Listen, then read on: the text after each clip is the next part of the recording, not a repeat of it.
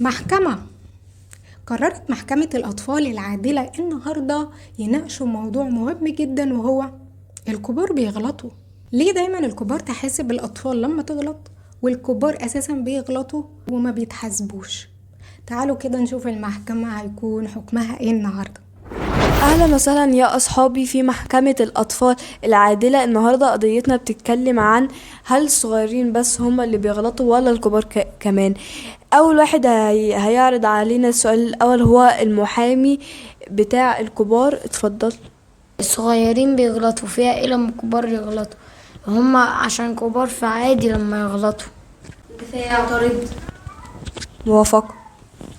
يعني قصدك ان الكبار يغلطوا براحتكم.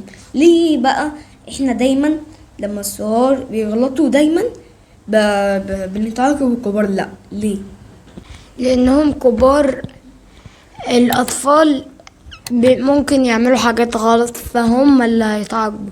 الكبار مش بيعملوا حاجات غلط لدرجة ان هم يعملوا حاجات وحشة كده. ممكن الاطفال يعملوا حاجات وحشة فلازم يتعاقبوا عشان يعرفوا قيمة الحاجة اللي عملوها دي.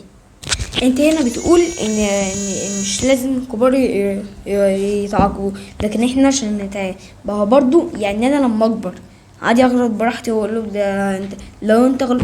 يعني مثلا طب انا غلطت في حاجه تافهه واتعاقبت عليها، طب وانت مثلا غلطت في حاجه كبيره. يعني مثلا واحد كبير غلط في حاجه كبيره، يعني انا اتعاقب وهو لا؟ مقنع، لان الكبار لما بيكبروا هم ذات نفسهم مش بيعملوا حاجات غلط بقى زي وهم صغيرين. انت المفروض ان احنا ما نضربهمش من اي سبب. يعني لو سبب صغير ما نضربهمش، نعرفهم الاول. بس في اوقات احنا بنضربهم لان هم بيبقوا عاملين الحاجة الغلط، وايه يقولوا اللي هم مش قاصدين وهم قاصدين، فاحنا بنضربهم. طب ايش عرفك؟ ايه الدليل؟ مثلا احنا ممكن فعلا ما نكونش غير قاصدين، وممكن انت مثلا تعمل حاجه وحشه ويكون قصدك وبعد كده ما بتتعاقبش. يعني مثلا انا لما اكبر ممكن اعمل حاجه غلط وانا قاصد وما اتعاقبش. رايك ايه؟ طب ممكن الدفاع يقول لنا مثال عن غلطة الكبار عملوها؟ في امثله تانية بس انا هختار مثال واحد بس. احنا لما بنلعب ساعه على التليفون بنتعاقب، لكن انتوا بتقعدوا ما احنا بنقعد ساعه بس على التليفون من غير قصدنا، مش احنا مش عايزين نقعد ساعه من غير قصدنا وبنتعاقب. لكن انتوا كبار بيقعدوا ساعات وقصدهم ومش بيتعاقبوا، وبيقولوا لنا خايفوا على نظرهم، وممكن اصلا اقول لهم انتوا خايفوا على نظركم. موافق. لان احنا بنقعد لسبب واحد اللي هو الشغل، مش بنقعد عشان نفضل نلعب جيمز او العاب فيديو او نتفرج. احنا بنبقى قاعدين لسبب واحد اللي هو ان احنا نشتغل، نشوف حاجات جديدة، نشوف بكرة هنيجي ولا لأ. انتوا بتقعدوا لألعاب الفيديو او لان انتوا تتفرجوا على حاجات ملهاش لازمة او الحاجات دي. موافقة. يعني مثلا ماما توعدني خروجه وايه تيجي في الاخر ما تخرجنيش، يبقى هي كده مش بتقف واحدة، هي كده غلطانة. كلامي صح ولا لا؟ كلامي غلط، لان هما ممكن ما عرفوش يخرجوا دلوقتي عشان كان مثلا عندهم اجتماع، عندهم وقت، ما عندهمش وقت ان هما يروحوا معاكوا الملاهي او كده.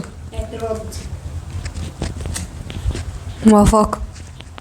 بس ممكن يكون اصلا ما هم عندهمش حاجه بس ما يخرجوش عافيه. وبالنسبه لكلامك اللي انت قلت ان هم بيقعدوا على التليفون بسبب واحد ان هم الشغل، بس بنسبه اكبر ان هم بيقعدوا على التواصل الاجتماعي، اللي هم على الفيسبوك، على الواتساب، على كل حاجة يعني، وبيقعدوا بالساعات، ومثلا بيقعدوا على التلفزيون، احنا بنقعد عوالي نص ساعة وهم بيزعقوا لنا، لكن هم بيقعدوا براحتكم ومفيش عقاب. طب ليه بقى؟ اتفضل.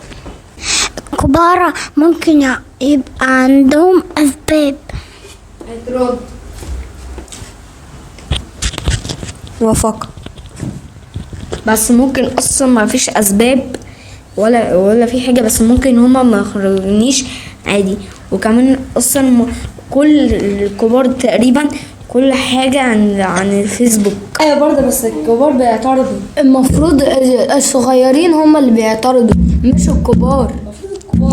الصغيرين الكبار بيغلطوا غلط. وقت الحكم بناء على كلام الكبار وكلام الصغيرين، واضح ان الكبار بيغلطوا والصغيرين بيغلطوا.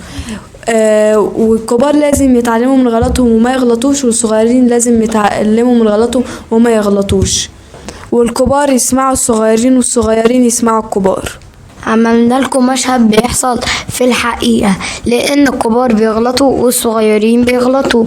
علشان احنا بشر وكل البشر بيغلط، لكن المهم ان احنا نسمع بعض قبل ما نعاقب ونفهم الأسباب.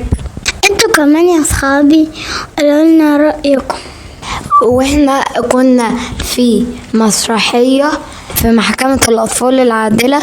نشوفكم في حلقة جديدة في محكمة الأطفال العادلة. باي. وطبعا زي ما استمتعنا بالمشهد التمثيلي اللي دايما بيمتعونا بيه في محكمة الأطفال العادلة، احنا عارفين ان هدفنا من كل محكمة بتقام مش الحكم على حد دونا عن التاني، لان احنا مش بطرف حد عن التاني.